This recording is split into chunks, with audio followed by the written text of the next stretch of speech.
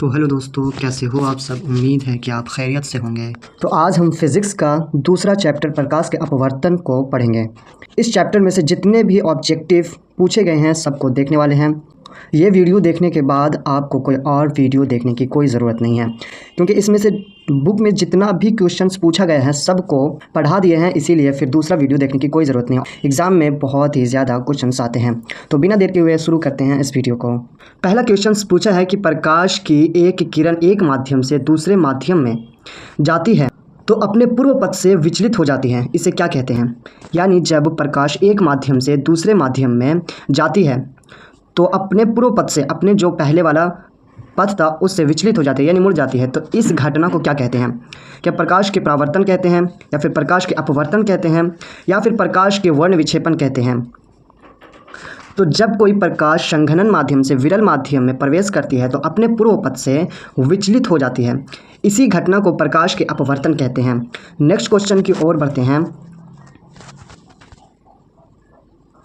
दूसरा number question है कि प्रकाश के अपवर्तन के कितने नियम हैं।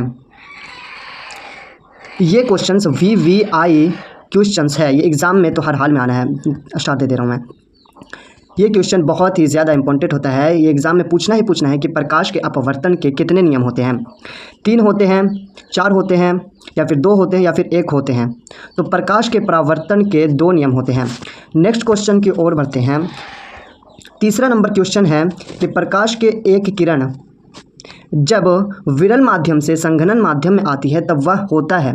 यानी जब कोई प्रकाश विरल माध्यम से संघनन माध्यम में आता है तो उसमें क्या परिवर्तन होता है। क्या अभिलंब से दूर मुड़ जाती है, या फिर सीधे निकल जाती है, या फिर अभिलंब की दिशा में जाती है, या फिर अभिलंब की ओर मुड़ जाती है ना। जब प्रकाश की किरण विरल माध्यम से संघनन माध्यम में जाती है, क्योंकि संघनन माध्यम में प्रकाश की चाल कम हो जाता है, इसी की वजह से जो प्रकाश होता है विरल माध्यम से संघनन माध्यम में आती हुई तो वो अभिलंब की ओर मुड़ जाती है। तो डी वाला आंसर होगा। नेक्स्ट क्वेश्चन है, चौथा नंबर क्वेश्चन है कि जब प्रकाश की एक किरण 2 माध्यमों को अलग करने वाली सतह पर लंबवत पड़ती है, यानी एकदम सीधा पड़ती है ना, लंबवत पड़ती है, तो वह होता है, उसमें क्या परिवर्तन होता है। मान लेते ये संघनन माध्यम है, संघनन माध्यम, और फिर ये विरल माध्यम है।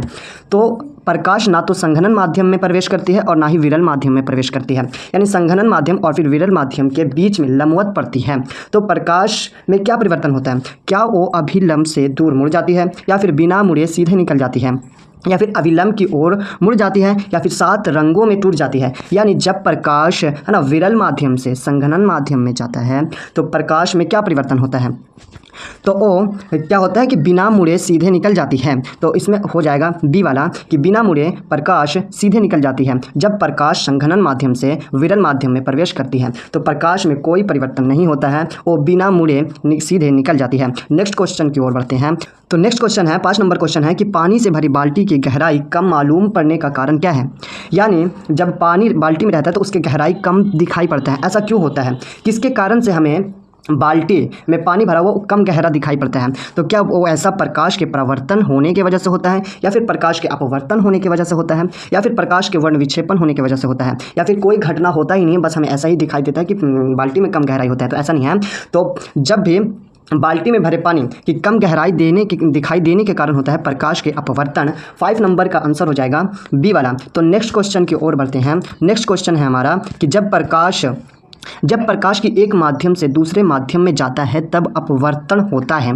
तो अपवर्तन क्यों होता है कि प्रकाश की चाल में परावर्तन होने के कारण ऐसा अपवर्तन होता है, या फिर प्रकाश की चाल में परावर्तन नहीं होने के कारण ये जो अपवर्तन की घटना होती है, या फिर प्रकाश के रंग में परावर्तन होने के कारण, या प्रकाश के रंग में परावर्तित होता है जिसकी वजह से अपवर्तन होता है, या फिर प्रकाश की चाल में परावर्तन होता है इसी की वजह से प्रकाश के अपवर्तन होता है, या फिर उसकी क्या होता है प्रकाश की चाल में परावर्तन नहीं होने के कारण अपवर्तन होता है। तो प्रकाश की चाल में परावर्तन होने के कारण ही है ना, प्रकाश के चाल में परावर्तन होने के कारण ही अपवर्तन की घटना होती है। तो हम कह सकते हैं जब प्रकाश एक माध्यम से दूसरे माध्यम में जाती है तो अपवर्तन की घटना क्यों होती है, तो प्रकाश की चाल में परावर्तन होने के कारण होता है। नेक्स्ट क्वेश्चन है, 8 नंबर क्वेश्चन है, जब प्रकाश की किरण हवा से कांच के प्रिज्या की अपवर्तक सतह से होकर प्रवेश करती हुई दूसरे अपवर्तक सतह से होकर बाहर निकलती है तब वह मुड़ जाती है। यानी वह किधर मुड़ती है, जब प्रकाश हवा से कांच के प्रिज्या की अपवर्तक सतह से होकर प्रवेश करती हुई अपवर्तक सतह से होकर बाहर निकलती है ना, एक अपवर्तक सतह से जब प्रवेश करती है और दूसरे अपवर्तक सतह से बाहर भी तो निकलना होता है, तो वो किरण प्रिज्या के किस सतह से निकलती है? क्या वो प्रिज्या के शीर्षक की ओर निकलते हैं या फिर प्रिज्या के आधार की ओर निकलते हैं, या फिर किरण के मुड़ने का कोई नियम ही नहीं है, तो वो आधार की ओर मुड़ जाती है। नेक्स्ट क्वेश्चन की ओर बढ़ते हैं। 9 नंबर क्वेश्चन है कि किसी बिंदु वस्तु से निकलकर किरणें किसी लेंस के अपवर्तित होकर जिस बिंदु पर मिलती है उसे क्या कहते हैं? यानी बोल रहा है कि किसी बिंदु वस्तु से निकलकर किरणें किसी लेंस के अपवर्तित होकर जिस बिंदु पर मिलती है उसे क्या कहते हैं? क्या उसे फोकस कहते हैं, या फिर वक्रता केंद्र कहते हैं, या फिर प्रकाश केंद्र कहते हैं, या फिर प्रतिबिंब बिंदु कहते हैं? तो जब प्रकाश की किरणें किसी वस्तु से निकलकर, है ना, और लेंस से होते हुए गुजरता है तो उस प्रतिबिंब बिंदु कहते हैं। नेक्स्ट क्वेश्चन है हमारा 10वां नंबर क्वेश्चन है कि निम्नलिखित में से किसका उपयोग लेंस बनाने के लिए नहीं किया जा सकता? यानी कौन सा ऐसा वस्तु है इसमें से, नीचे, निम्नलिखित का मतलब नीचे, यानी नीचे की कौन सी वस्तु है जिससे लेंस को नहीं बनाया जा सकता? प्लास्टिक से लेंस को बनाया जा सकता है, लकड़ी से लेंस को क्या बनाया जा सकता है, या फिर मिट्टी से क्या लेंस को बनाया जा सकता है, या फिर कांच से लेंस को बनाया जा सकता है? मिट्टी से लेंस को नहीं बना सकते हैं। नेक्स्ट क्वेश्चन है 11 नंबर क्वेश्चन में बोला जा रहा है कि निम्नलिखित में से कौन किसी वस्तु का वास्तविक प्रतिबिंब बना सकता है ना? वस्तु का वास्तविक प्रतिबिंब क्या वो कांच की समतल पट्टी बनाता है, या फिर अवतल लेंस बनाता है, या फिर उत्तल लेंस बनाता है, या फिर इनमें से कोई नहीं? तो 11 का हमारा उत्तल लेंस वास्तविक प्रतिबिंब बनाता है, यानी किसी भी वस्तु का वास्तविक प्रतिबिंब हमारा उत्तल लेंस बनाता है। नेक्स्ट क्वेश्चन 15 नंबर क्वेश्चन में बोला जा रहा है कि सरल सूक्ष्म में किसका उपयोग होता है ना? सरल सूक्ष्म बनाने के लिए कौन सा लेंस का हम उपयोग करते हैं? या उत्तल लेंस से सरल सूक्ष्म दर्शी को बनाया जाता है, या फिर अवतल लेंस की सहायता से सरल सूक्ष्म दर्शी बनाया जाता है, या फिर उत्तल दर्पण से बनाया जाता है? तो सरल सूक्ष्म दर्शी को बनाने के लिए हम उत्तल लेंस का उपयोग करते हैं। नेक्स्ट क्वेश्चन है कि उत्तल लेंस है, हम उत्तल लेंस कैसा होता है, उसका व्यवहार कैसा होता है? तो उत्तल लेंस कहते किसे? देखो, उत्तल लेंस इस प्रकार से होता है कि वो किनारे में पतला अर्थात बीच में मोटा होता है, या उसकी आकृति कैसे होती है? ऐसे होती है। लेंस 2 प्रकार के होता है, एक होता है अवतल होता है जो इस प्रकार से होता है, और एक उत्तल होता है जो कि इस प्रकार से होता है। तो उत्तल लेंस में यहाँ क्या रहा है कि किनारे में पतला अर्थात बीच में मोटा होता है, तो इसका हो जाएगा किनारों की अपेक्षा बीच में मोटा होता है, किनारों की अपेक्षा बीच में मोटा होता है। 17 नंबर क्वेश्चन में बोल रहा है कि किसी उत्तल लेंस के अपेक्षा कोई वस्तु, है ना, किसी उत्तल लेंस की अपेक्षा कोई वस्तु किसी स्थान पर रखे जाए कि उसका वास्तविक उल्टा तथा बराबर और समान आकार का प्रतिबिंब बनता है। तो 17 का आंसर हो जाएगा सी। नेक्स्ट क्वेश्चन है 18 नंबर क्वेश्चन में बोला जा रहा है कि उत्तल लेंस में जब वस्तु फोकस एवं लेंस के बीच रखी जाती है तब कैसा प्रतिबिंब बनता है? उत्तल लेंस में जब बिंब को फोकस और लेंस के बीच में रखते हैं तो उस वस्तु का जो प्रतिबिंब होता है ना, वो प्रतिबिंब काल्पनिक और फिर सीधा आकार का बनता है। नेक्स्ट क्वेश्चन की ओर बढ़ते हैं। नेक्स्ट क्वेश्चन हमारा 19 नंबर वाला क्वेश्चन है कि एक उत्तल लेंस से 30 सेमी की दूर पर एक वस्तु बिंब रखी गई है, तो लेंस से उतनी ही दूर पर वास्तविक प्रतिबिंब बनता है, तो लेंस की फोकस दूरी क्या होगी? तो इसका हमारा क्या होगा? 15 सेमी। नेक्स्ट क्वेश्चन है, नेक्स्ट क्वेश्चन में बोला जा रहा है कि एक अवतल लेंस की फोकस दूरी 20 सेमी है। कितना दे रखा था? 20 सेमी है, तो इसकी क्षमता क्या होगी? एक अवतल लेंस की फोकस दूरी 20 सेमी है, तो इसकी क्षमता क्या होगी? 20 सेमी दे रखे थे, 100 से हम भाग मार देंगे तो इस क्या होगा, है ना, 5। अवतल है तो अवतल क्या होता है? प्लस में या फिर माइनस में? अवतल प्लस में या फिर माइनस में? तो अवतल हमारा माइनस में होता है, अवतल हमारा माइनस में ही होता है, तो क्या होगा? इसका -5 डायऑप्टर होगा। नेक्स्ट क्वेश्चन है बिंब होगा। क्वेश्चन को ढंग से पढ़ें।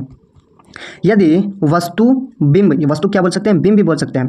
तो यदि बिंब उत्तल लेंस के फोकस तथा फोकस दूरी की दुगनी दूर के बीच में हो तो बिंब कैसा होगा? क्वेश्चन पूछा जा रहा है कि यदि वस्तु उत्तल लेंस के फोकस तथा फोकस दूरी की दुगनी दूरी के बीच हो तो बिंब हमारा क्या ऐसा बनेगा? तो बिंब हमारा वास्तविक, उल्टा और फिर बड़ा बनेगा। 21 नंबर का डी आंसर होता है। नेक्स्ट क्वेश्चन है,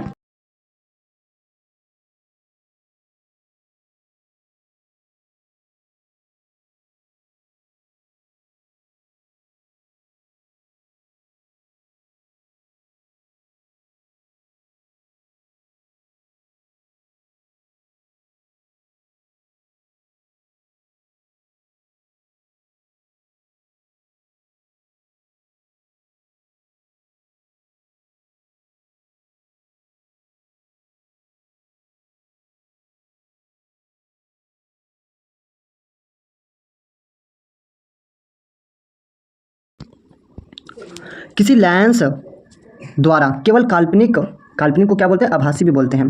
तो किसी लेंस द्वारा काल्पनिक या फिर आभासी बोल सकते हैं प्रतिबिंब बनता है तो लेंस हो सकता है। यानी कौन सा ऐसा लेंस है जो काल्पनिक प्रतिबिंब बनाता है? कौन सा ऐसा लेंस है? उत्तल लेंस क्या काल्पनिक प्रतिबिंब बनाता है, या फिर अवतल लेंस क्या काल्पनिक प्रतिबिंब बनाता है, या फिर बाइफोकस लेंस द्वारा काल्पनिक प्रतिबिंब को बनाया जाता है ना? तो कौन से लेंस के द्वारा काल्पनिक प्रतिबिंब को बनाया जाता है?